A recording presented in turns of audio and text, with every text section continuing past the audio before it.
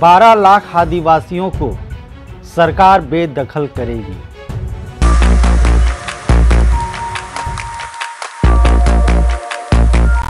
नमस्कार दोस्तों, मैं सुरेश बौद्ध हम भारत के लोग एपिसोड में एक बार फिर से स्वागत करता हूं। और आज हम बात करेंगे 12 लाख आदिवासी बेघर हो जाएंगे और सरकार की लापरवाही के कारण बेघर हो जाएंगे, और यूँ कहे तो सरकार ही इन्हें बेघर कर रही है। दोस्तों, सुप्रीम कोर्ट ने एक हाल ही में एक फैसला दिया है और सुप्रीम कोर्ट ने देश के जो 12 राज्य हैं, उन राज्यों में जो आदिवासी रहते हैं, जंगलों में निवास करते हैं, जो वनवासी रहते हैं, जिन्हें वनवासी भी कहते हैं, सरकार को हिदायत दी है कि जुलाई तक उन आदिवासियों को जिनके दावे खारिज हुए हैं उन्हें बाहर करे, उनके घरों से बाहर करे। और आप हैरत में पड़ जाएंगे कि सरकार ने इस मामले की पैरवी के लिए उन आदिवासियों के पक्ष में अपना कोई भी नुमाइंदा या वकील सुप्रीम कोर्ट में नहीं भेजा। दोस्तों, जैसा कि मैंने पहले कहा कि सरकार ही आदिवासियों को बेघर कर रही है। इन वर्गों के खिलाफ में न्यायालय के माध्यम से कोई फैसला होने वाला होता है तो सरकार आंखें बंद कर लेती है, सरकार अपने कानों में शायद रुई डाल लेती है। यह एक बार नहीं, कई बार ऐसा हो चुका है दोस्तों। जैसा कि एक उदाहरण और आपको मैं बता दूं जो कि ताज़ा है, जिससे आपको याद आ जाए। जब SC/ST एक्ट का मामला कोर्ट में चल रहा था, उस समय भी सरकार ने यही रवैया अख्तियार किया था। जब देश में 40 से ज़्यादा जवान शहीद हो जाते हैं तो हम, आप और सारा भारत उन शहीदों के प्रति श्रद्धा सुमन अर्पित करता है, उनके प्रति दुख व्यक्त करता है और आतंकियों की कायराना हरकत पे आक्रोशित भी होता है। लेकिन इसी देश के अंदर में जब 12 लाख आदिवासी जो कि भारतीय हैं, पाकिस्तानी नहीं हैं, जब 12 लाख आदिवासी बेघर करने दिए जाएंगे और यह फैसला आता है, यह खबर आती है, तो जो देश की तुलसीदास दुबे की मीडिया, जिसे मैं कहता हूँ, जिसे आप मेन स्ट्रीम मीडिया समझते हैं, वह मेन स्ट्रीम मीडिया इस खबर को हेडलाइन के रूप में नहीं दिखाती, ना कोई एक नीचे कोई पट्टी चलाती है। इस खबर को पूरी तरीके से नज़रअंदाज करके ब्लैकआउट कर दिया जाता है। वो तो शुक्र हो मीडिया और अंग्रेजी अखबारों का, जिन्होंने इस खबर को छोटा सा ही सही छापी जरूर है। इस फैसले के कारण 12 लाख आदिवासी परेशान होंगे, धूप में रहने के लिए मजबूर होंगे, इन गर्मी में, वर्षा में उन्हें अपना तन ढकने के लिए जगह नहीं मिलेगी। छोटे छोटे बच्चे होंगे, नवजात शिशु होंगे, बूढ़े बुजुर्ग होंगे। ठंडियों में वो कुकड़ेंगे, वो ठंड के कारण कितने परेशान होंगे।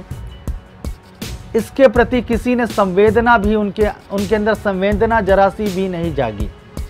और जब राष्ट्रवाद की बात हो तो बहुत जोर जोर से भारत माता की जय चिल्लाने वाले ये आगे आते हैं। आज हम इनसे ये प्रश्न करना चाहते हैं, जो 12 लाख आदिवासी बेघर होंगे, उसमें माताएं और बहनें भी होंगी। क्या इस देश में रहने वाली माताएं बहनों का सम्मान नहीं होगा? तो फिर आप किस माता की जय चिल्लाते हैं? देश किससे मिलकर बना है? इस देश के रहने वाले नागरिकों से मिलकर बना है।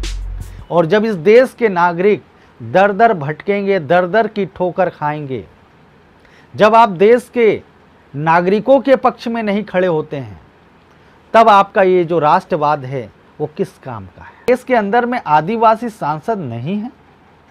क्या देश की विधानसभाओं में आदिवासी नुमाइंदे विधायक के रूप में, मंत्रियों के रूप में, क्या देश के अंदर में कोई आदिवासी बड़े अधिकारी नहीं हैं?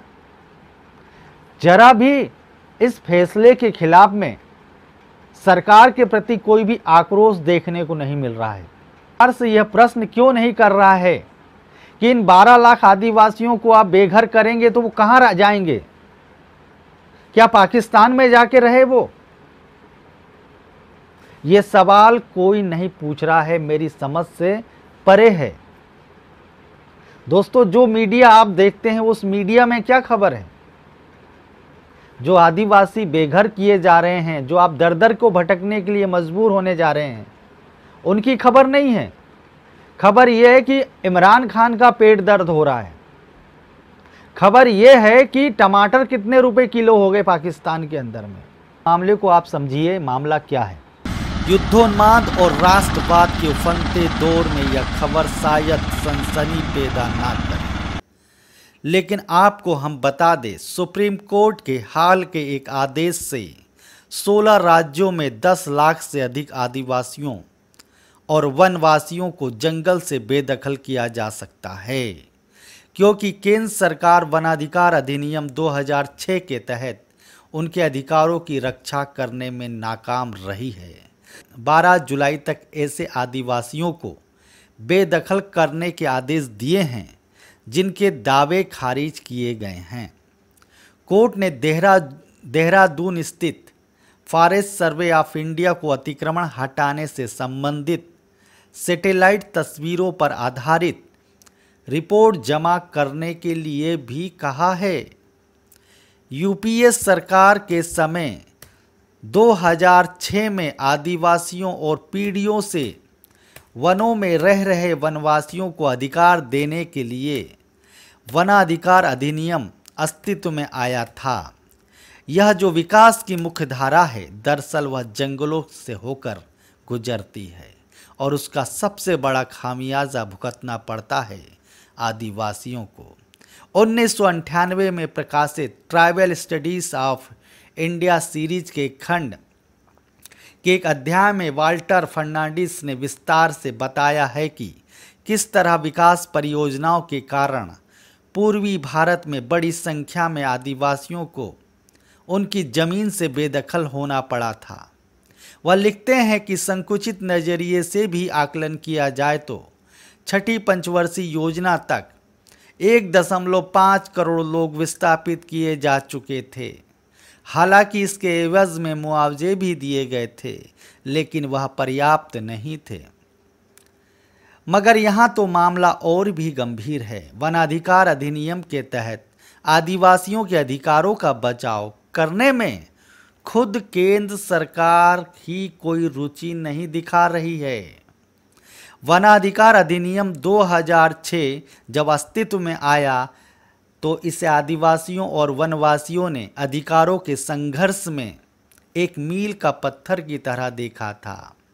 ध्यान रहे, संविधान में 5वीं और 6ठी अनुसूची के तहत आदिवासियों के लिए कुछ अधिकार संरक्षित किए गए हैं और यह कानून भी उसी आधार पर आया, मगर यह विशेष क्षेत्रों में ही लागू है। सरकारों ने कोई दिलचस्पी नहीं ली। वनाधिकार अधिनियम ने इसे और व्यापक बनाया, लेकिन अब इस कानून का अस्तित्व खतरे में है।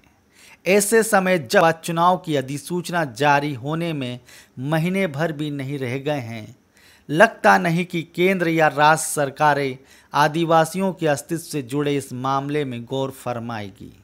सियासत ने जैसी शक्ल ली है उसमें देश की आबादी में 8% की हिस्सेदारी करने वाले आदिवासी अप्रासंगिक हो गए हैं। यह घटनाक्रम उसका ताज़ा उदाहरण है। तो हमारा ये चैनल बेबाक खबरें बताने के लिए प्रतिबद्ध है, सच्ची बात बताने के लिए प्रतिबद्ध है और उन वर्गों की बात को सामने रखने के लिए प्रतिबद्ध है जिन वर्गों की बात मेन स्ट्रीम मीडिया नहीं दिखाता। तो अगर आप इस चैनल को बचाए रखना चाहते हैं तो इस चैनल को सपोर्ट कीजिए। सपोर्ट में हम आपसे कोई पैसा नहीं चाहते हैं, हम सपोर्ट में सिर्फ यही चाहते हैं, इस चैनल को सब्सक्राइब कीजिए। इस चैनल के जितने भी वीडियो हैं वे इसे देखिए और शेयर कीजिए और जो भी वीडियो पसंद आते हैं उसे लाइक कीजिए और साथ में जो घंटे की बटन है उसे भी जरूर दबा दीजिए। आप देख रहे हैं we love Baba Saheb. Channel को सब्सक्राइब करना और घंटी बजाना ना भूलिए।